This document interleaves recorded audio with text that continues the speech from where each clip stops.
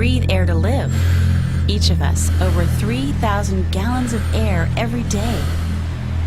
Normally, we don't think about the next breath, where it comes from or what's in it. We take it for granted.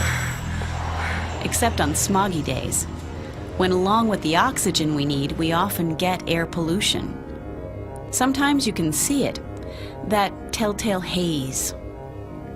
It's not just Los Angeles or the Bay Area in the north. It's in much of California's Central Valley and high desert too. We see the visible haze, but there's more to smog than meets the eye, or irritates the eye. Smog takes a big toll on our health. 90% of all Californians breathe unhealthy air. In Southern California alone, 3,300,000 workdays are lost each year due to smog health effects. Statewide, air pollution causes over 6,000 premature deaths each year. Many thousands more are forced to visit hospital emergency rooms on smoggy days. Through years of research, we've only discovered some of the effects of smog on the body. But before we look at these effects, let's define the problem. What is smog?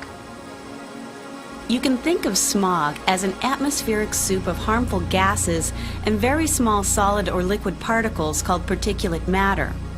The most prevalent gases are ozone and oxides of nitrogen, NOx, called NOx. Carbon monoxide and sulfur dioxide are other air pollutant gases, but we're going to focus on ozone, NOx, and particulate matter because they're California's worst air pollution problems. NOx gases come from just about any kind of source where fuels are burned, from cars, trucks, power plants, and factories. Natural oxygen and nitrogen in the air combine under high temperature to make NOx. Every morning, thousands of tons of NOx and hydrocarbon gases are spewed into the air. Hydrocarbons come from fossil fuels, mainly gasoline and diesel, when they are burned. They also come from the evaporation of fuels, chemicals, and solvents. Together, hydrocarbons and NOx gases react under strong sunlight to form ozone and other hazardous air pollutants.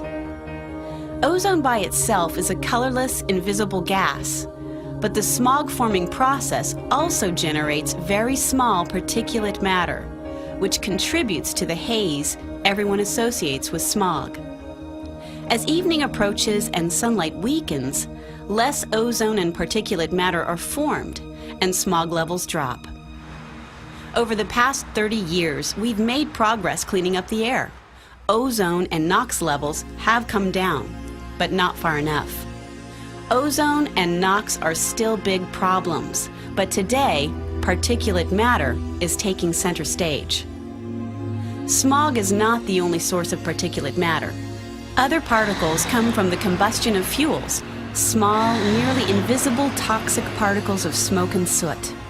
Many of these particles are so small they can stay suspended in the air for days, even weeks at a time, traveling many miles before settling to the ground.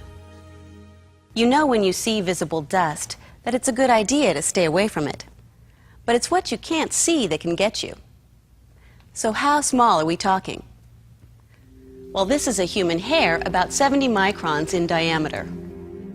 And here is a piece of small particulate matter, about 10 microns in diameter. Particles 10 microns or less are classified as PM10. Things like pollen, windblown dust, and tire rubber particles are size PM10, which is small enough to penetrate into the small airways of the lungs. Some particles formed by smog or from smoke and diesel soot are even smaller. This piece of particulate matter in smog is about 2 microns wide. Very small particles, less than 2.5 microns in size, are called PM2.5 and are more dangerous because they are small enough to penetrate into the deepest parts of the lung.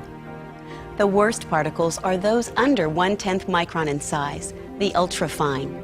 Found near fresh emissions from cars, trucks, and buses, they can number more than 100,000 per cubic centimeter.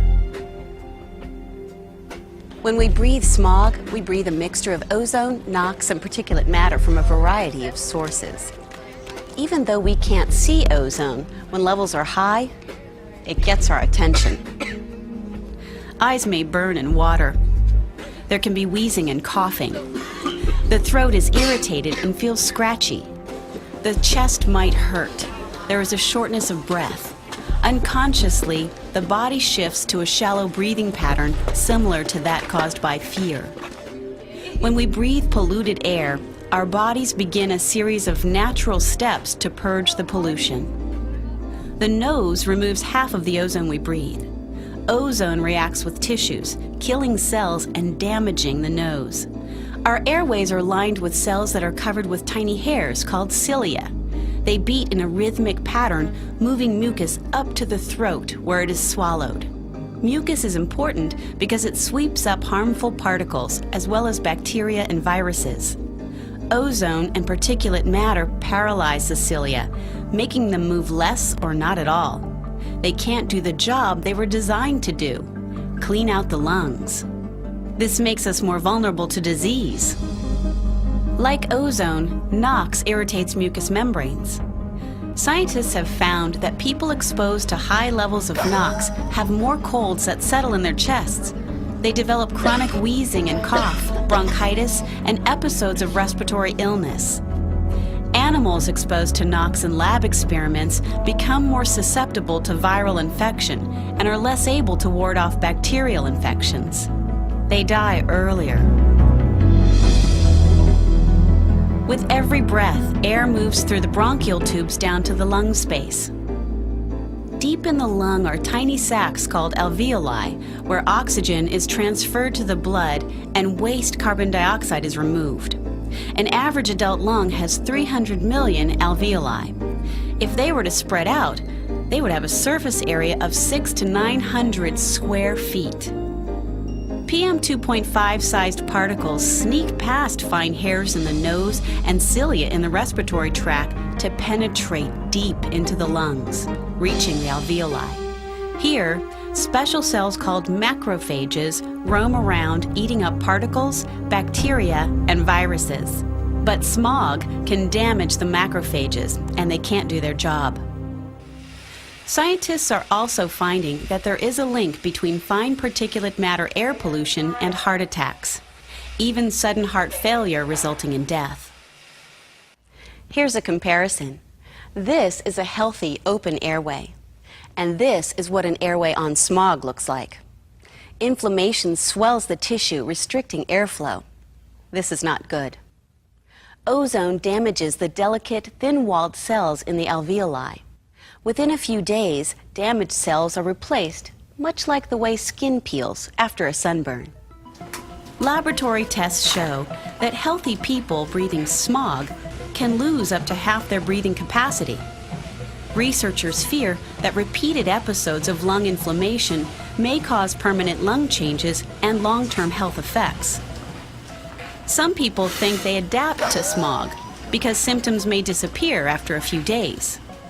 While symptoms may in fact go away over time, it doesn't mean they develop a resistance to smog. Smog continues to cause lung damage even when outward symptoms disappear. A constant cycle of damage and repair may lead to premature aging of the lung. Over days, months, or years, the damaged cells are replaced with thicker, stiffer cells, scar tissue called fibrosis. Scar tissue won't allow life-giving oxygen to enter the bloodstream. When we can't get oxygen, we're in real trouble. Ask anyone with emphysema what it's like simply trying to breathe. 3 groups of people are more vulnerable to smog health effects. The first group are people with chronic obstructive pulmonary disease, which includes respiratory diseases such as asthma, emphysema, and bronchitis. 11% of all Californians fall into this category. They suffer the ill effects of air pollution sooner and at lower pollution levels than healthy people. When smog levels are high, asthmatics can develop serious health problems, many serious enough to require medical attention.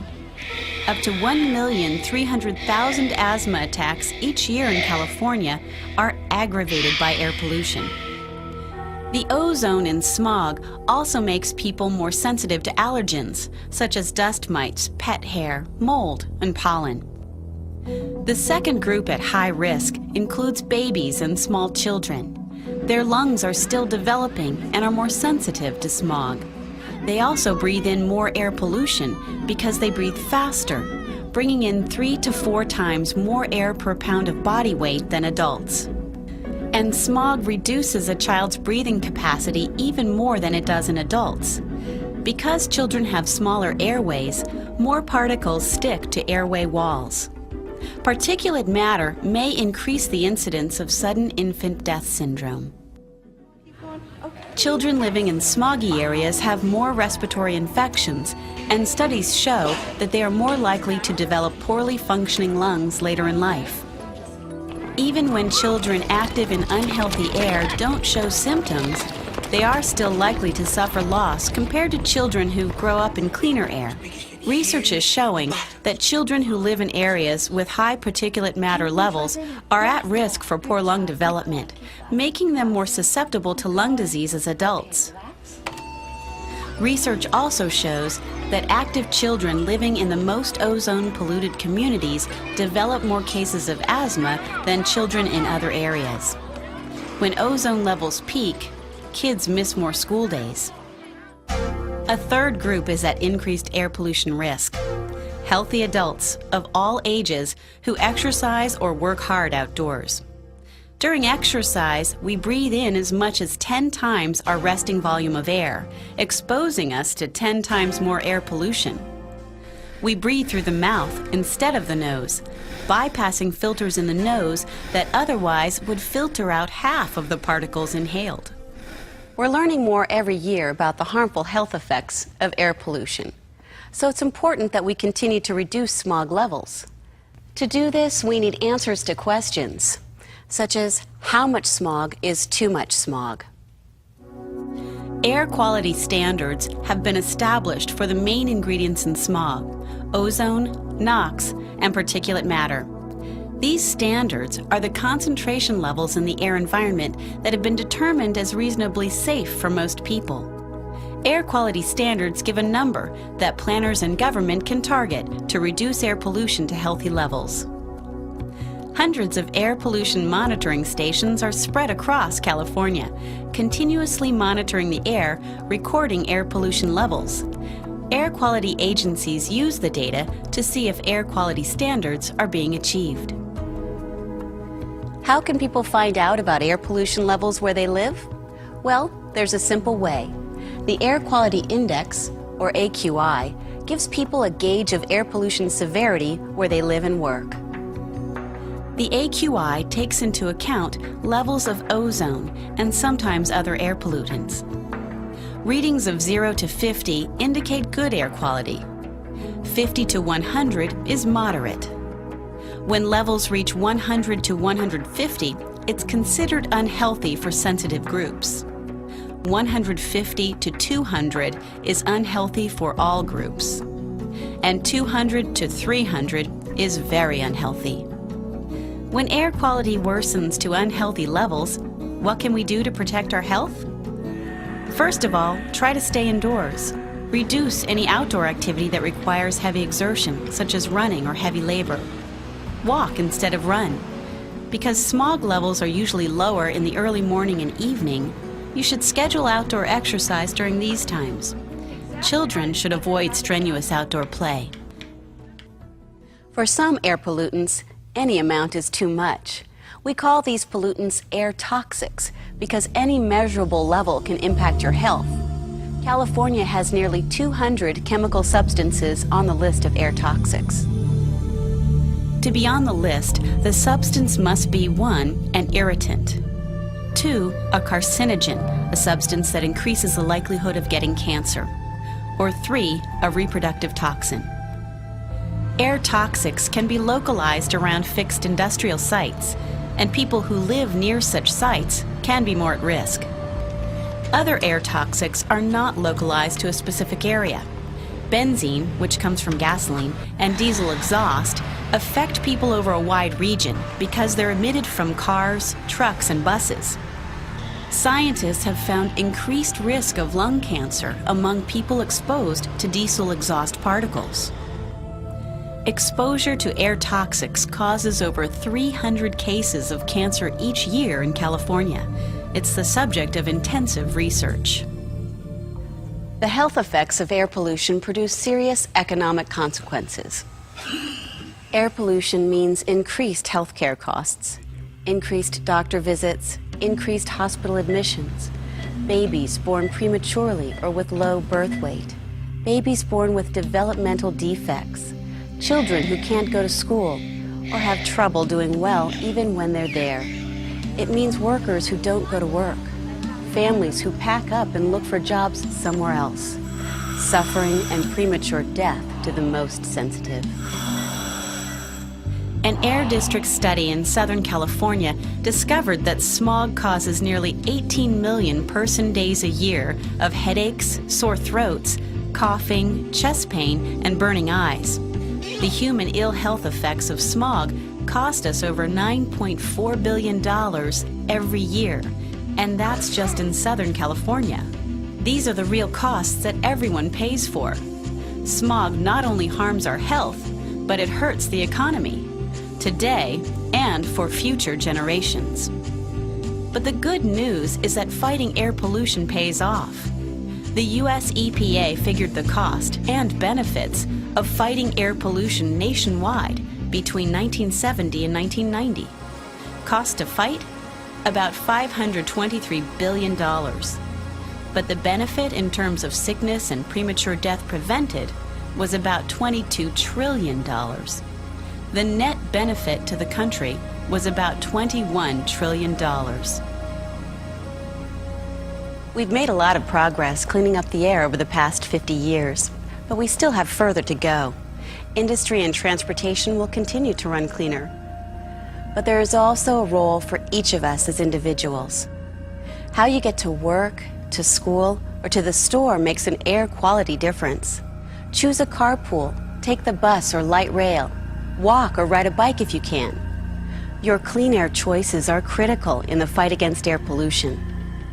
With every breath you take, you can be part of the fight for clean air. Thanks for watching.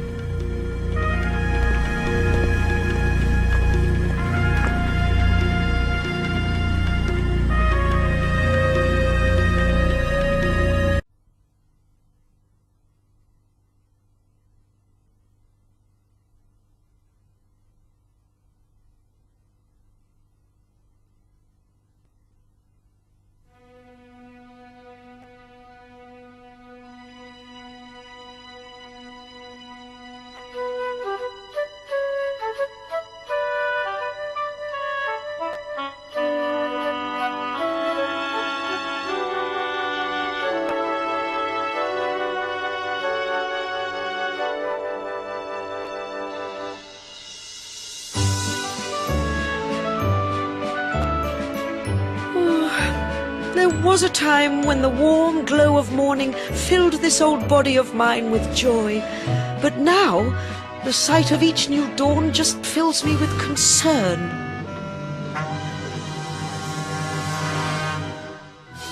The sun is a cauldron of blazing hot gases. For more than 4.5 billion years, its heat has kept us alive. But along with that warmth, there lurks a hidden danger. Deadly ultraviolet rays, or UVs, that can harm all life on our planet. Luckily, we're protected by a brave little band of defenders at the very edge of space. The ozone molecules that make up our planet's ozone layer. Despite their tiny size, our ozone defenders are amazingly strong and smart.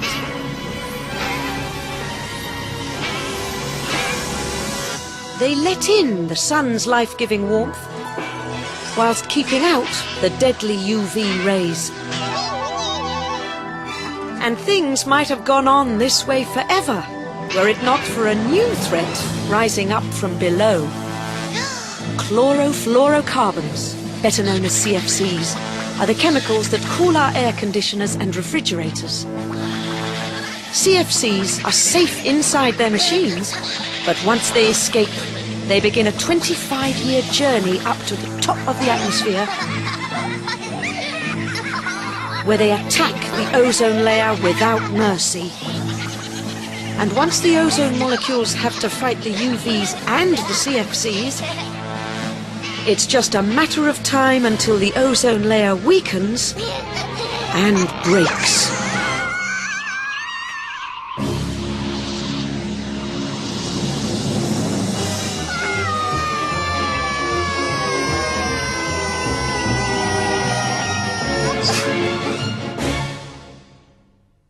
What? Who are you? Alberta Albatross, my little friend. And who might you be? Ozzy Ozone. Pleased to meet you, Mum. But tell me, please, what above Earth is going on? Let's go and see. The chemicals that attack you are CFCs. They've been used in man's machines for over 50 years, and they're quite safe until they are let out. When the developed nations realized these chemicals were dangerous, they replaced them with new ozone-friendly products. But some countries, like this one, still cling to the bad old ways. Pesticides like methyl bromide can be just as dangerous.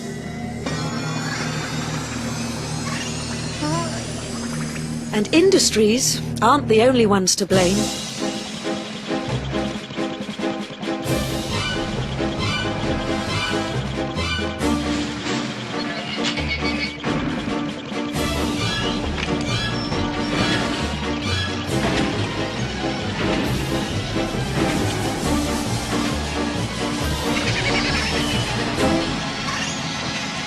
No!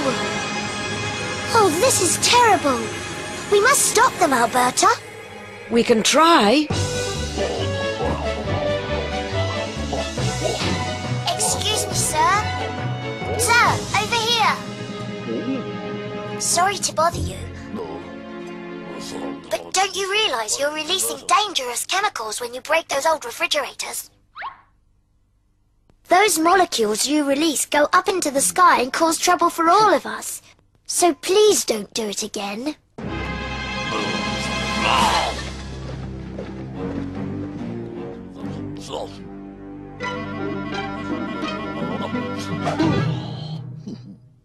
UV warriors, watch out!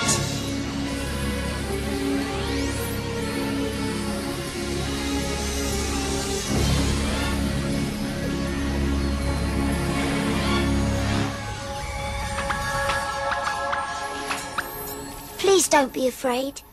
We only want to protect you.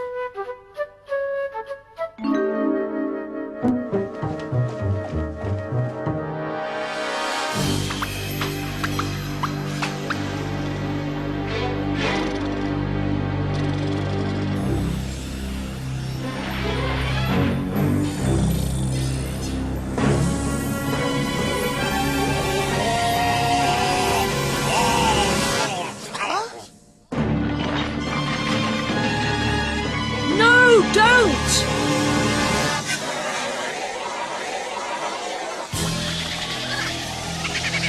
Some fire extinguishers use halon molecules that also attack the ozone layer.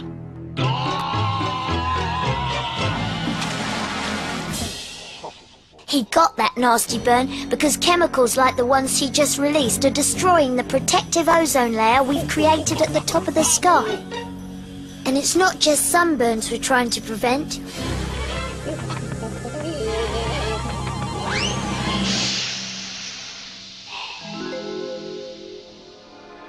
UV rays wrinkle your skin and make you look much older. They cause cataracts on your eyes that can lead to blindness. And they can weaken the body's natural resistance to disease. Even worse, while your bodies are growing, little ones like you are particularly in danger because UV damage now could give you cancer later on. Don't be scared. This is serious business, but there are ways to defend yourself. Protect your skin by covering your arms and legs. Wear a hat to protect your face. Sunglasses to protect your eyes. And sunscreen for the rest. Stay indoors when the sun is high. And always try to stay in the shade. And ask your parents to make sure that their old refrigerators and air conditioners are disposed of by approved technicians, specially trained people who won't let the CFCs escape. It's important, not just for you, but for your children.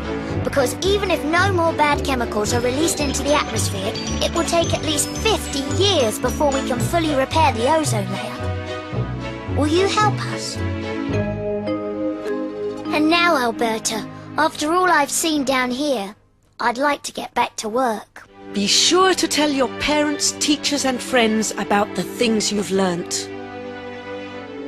And don't forget, boys and girls around the world can make a difference. Because when it comes to protecting the environment, every action counts.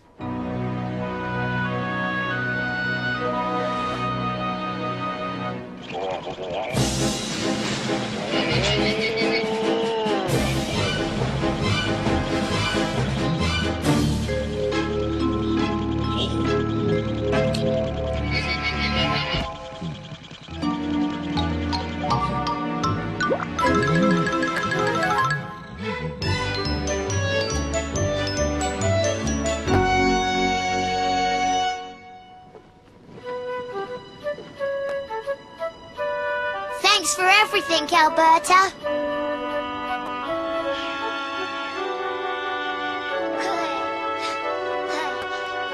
Thank you, Ozzy.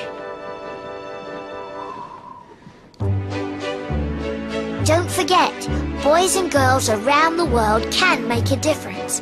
Because when it comes to protecting the environment, every action counts.